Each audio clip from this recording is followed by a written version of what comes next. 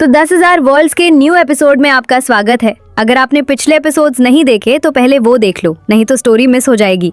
Episode की शुरुआत में जिनयान दिखता है जिसने अपना फॉर्मेशन पूरी तरह एक्टिवेट कर लिया होता है ताकि वो अपने एंसेस्टर को बुला सके। उसी फॉर्मेशन से लगातार पावरफुल अटैक्स आने लगते हैं। दूसरी तरफ एम्प्रेस जाओ अपने ट्रू फ्लेम यूज करके उन अटैक से बचती है, लेकिन अटैक्स काफी स्ट्रॉन्ग होते हैं। वो सबको बोलती है कि सब लोग मिलकर इसे रोकने की कोशिश करें। फिर सब लोग अपनी एनर्जी कंबाइन करके एक बैरियर बनाते हैं, लेकिन फिर भी उन्हें काफी स्ट्रगल हो रहा होता है। इसी बीच कोडॉन डायन क्लैन का सुप्रीम आर्टिफैक्ट से जबरदस्त एनर्जी निकलती है और उनका एंसेस्टर समन हो जाता है। आते ही वो अपनी स्पिरिचुअल फॉर्म एक्टिवेट करता है और उसकी पावर काफी डेंजरस लगती है। ये देखकर एल्डर सू टेंशन में बोलती है कि सिचुएशन खराब है क्योंकि वो इमॉर्टल एम्परर लेवल का है और उसे हराना बहुत मुश्किल होगा। ये सब देखकर एल्डर सू और भी टेंशन में आ जाती है। उधर जिनयान और चाओकू अपने एंसेस्टर को रिस्पेक्ट देते हैं।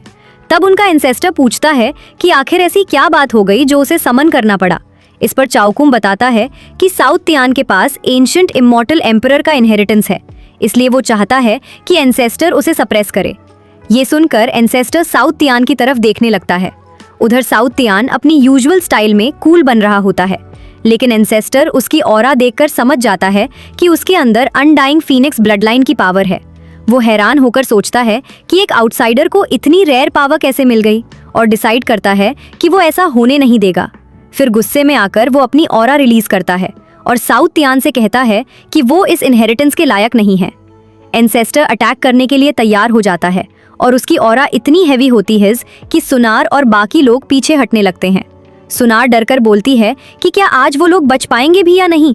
तभी साउथ तियान उन्हें काम करते हुए बोलता है कि जब तक वो है किसी की हिम्मत नहीं कि उन्हें छू भी सके। यहाँ पर south Tian full hero mode में आ जाता है। फिर वो गुस्से में आगे बढ़कर अपना मार्शल स्पिरिट एक्टिवेट करके एंसेस्टर पर अटैक करता है, लेकिन उल्टा वही पीछे धकेल दिया जाता है। एंसेस्टर हंसकर बोलता है कि उसकी कल्टिवेशन इतनी नहीं है कि वो उसे रोक सके। इसके बाद एंसेस्टर अपना फॉर्मेशन एक्टिवेट करता है और उसमें से आग के गोलों की बारिश होने लगती है। साउथ तियान तो अटैक्स डॉज कर लेता है, लेकिन कुछ अटैक्स बैरियर पर लगते हैं जिसे जाओ और बाकी लोग संभाल रहे होते हैं और उन्हें काफी स्ट्रगल हो रहा होता है। ये देखकर साउथ तियान और सीरियस हो जाता है और बोलता है कि उसके रहते कोई उसके लोगों को छू नहीं सकता। फिर वो अपनी सोल पावर बर्न करके अपने इनहेरिटेंस की एनर्जी पूरी तरह एक्टिवेट करने लगता है। साउथ तियान अपनी इनहेरिटेंस पावर एक्टिवेट करता है, जिससे उसके चारों तरफ ट्रू फ्लेम के विंग्स बन जाते हैं। उसका मार्शल स्पिरिट पूरी तरह जाग जाता है और उसकी ऑरा इतनी स्ट्रॉन्ग होती है कि एंसेस्टर भी थोड़ा पीछे हट जाता है। उसकी पावर देखकर एंसेस्टर शॉक हो जाता है और सोचता है कि उसने इतनी जल्दी ट्रू सोल कैसे एक्टिवेट कर लिया। लेकिन साउथ तियान की हालत भी ठीक नहीं होती क्योंकि उसने इस पावर को यूज करने में अपनी काफी सोल एनर्जी खर्च कर दी होती है। अब उसके लिए उस पावर को मेंटेन करना मुश्किल होने लगता है। ये देखकर एंसेस्टर हंसते हुए बोलता है कि भले ही उसके पास इनहेरिटेंस है, लेकिन वो उसकी पूरी पावर यूज नहीं कर पा रहा, इसलिए वो उसे हरा नहीं सकता। फिर एंसेस्टर कॉन्फिडेंटली बोलता है कि वो साउथ तियान को आसानी से खत्म कर देगा और अपनी एनर्जी गैदर करके उस पर बड़ा अटैक करता है। ये देखकर साउथ तियान भी सोचने लगता है कि क्या वो इस अटैक को रोक पाएगा या नहीं। सुनार और फंग भी ये देखकर टेंशन में आ जाते हैं। अटैक बहुत तेजी से साउथ तियान की तरफ आता है। फंग उसे वार्न करती है कि संभल कर। एल्डर सू भी वरीड होकर बोलती है कि साउथ तियान ने ऑलरेडी काफी सोल एनर्जी यूज कर ली है, ऊपर से उसका सोल बर्न भी हो रहा है। पता नहीं वो इस अटैक को रोक पाएगा या नहीं। लेकिन साउथ तियान अपनी पूरी ताकत लगाता है, सारी एनर्जी एब्जॉर्ब करके अपने अनडाइंग फ्लेम विंग्स को फुल एक्टिवेट कर देता है। वो बोलता है कि जब तक वो है किसी भी लड़की को कुछ नहीं होने देगा, सबको प्रोटेक्ट करेगा।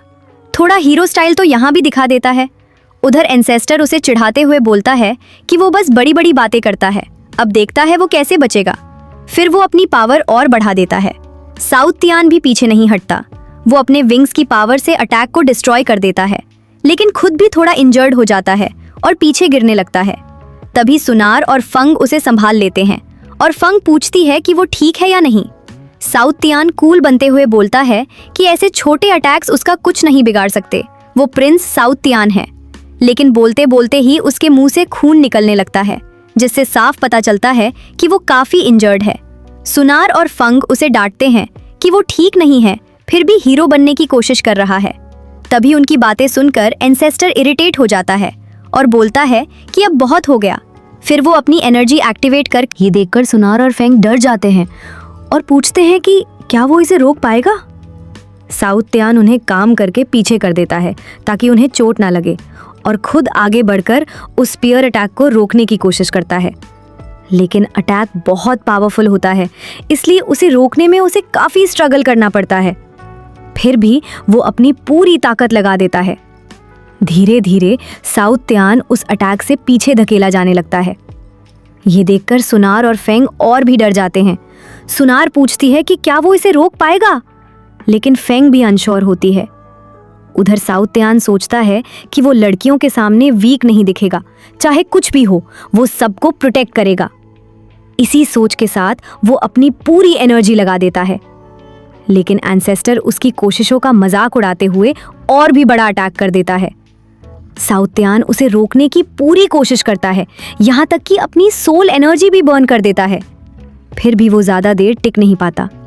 आखिर में वो इंजर्ड होकर नीचे गिर जाता है। ये देखकर चाओकुन हंसने लगता है और जिनयान भी स्माइल करता है। सुनार और फेंग उसे उठाने दौड़ते हैं, लेकिन तभी साउथ त्यान खुद उठकर बोलता है कि उसे कुछ नहीं हुआ और वो अभी खत्म नहीं होगा। फिर से वो आगे बढ़ता है। सच में, चाहे हालत कितनी भी खराब हो, साउथ त्यान लड़कियों के सामने अपनी रिस्पेक्ट गिरने नहीं देता। साउथ त्यान बाहर से फुल कॉन्फिडेंट दिखाता है और बोलता है कि वो अभी भी इस अटैक को आराम से रोक सकता है, लेकिन अंदर से उसे काफी दर्द हो रहा होता है, जिसे सुनार और फेंग भी फील कर लेती हैं। सुनार रोने लगती है और बोलती है कि उसे यहाँ नहीं आना चाहिए था, उनकी वजह से वो भी डेंजर में आ गया। दोनों काफी सैड हो जाती हैं, लेकिन साउथ त्यान उन्हें काम करता है और बोलता है कि टेंशन की बात नहीं, वो सबको प्रोटेक्ट कर लेगा क्योंकि उसके पास अभी एक लास्ट ट्रम्प कार्ड है।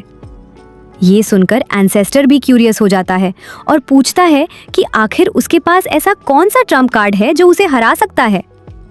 फिर साउथ त्यान स्टाइल में आगे बढ़कर अपना बेल आर्टिफैक्ट निकालता है।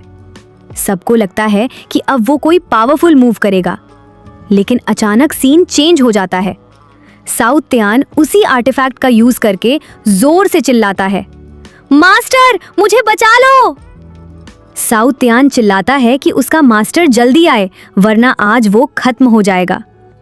ये सुनकर सब शॉक हो जाते हैं, सुनार और फेंग भी। जो रिस्पेक्ट उसने अभी तक बनाई थी वो एकदम से डाउन हो जाती है। एंसेस्टर इधर उधर देखता है, सोचता है कि शायद सच में उसका मास्टर आएगा, लेकिन काफी देर तक कोई नहीं आता। तब वो हंसकर बोलता है कि उसका ट्रम्प कार्ड बस उसका मास्टर है और उसे लगा था कि वो कोई पावरफुल वेपन यूज करेगा। साउथ त्यान बस मुस्कुराता रहता है, लेकिन तभी एंसेस्टर गुस्से में आकर स्पीयर से उसका बेल आर्टिफैक्ट तोड़ देता है और डायरेक्ट उस पर अटैक कर देता है। साउथ त्यान डर कर फिर से मास्टर को बुलाने लगता है, क्योंकि अटैक बस लगने ही वाला होता है। तभी अचानक लिन फेंग की आवाज आती है।